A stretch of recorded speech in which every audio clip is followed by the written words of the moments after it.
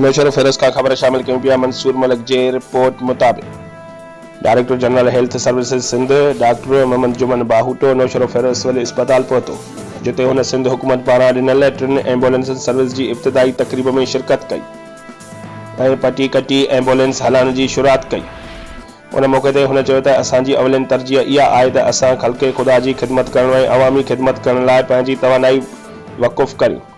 हुन चयो त सिविल अस्पताल में वेंटिलेटर मौजूद आहिनि, पर उन्हनि खे हलाइण लाइ माहिर अमले जी ज़रूरत आहे, जंहिं लाइ भरपूर कोशिश वठी रहिया आहियूं, छो त वेंटिलेटर जी उते वधीक ज़रूरत आहे जिते मौत जी शरह वधीक हूंदी आहे।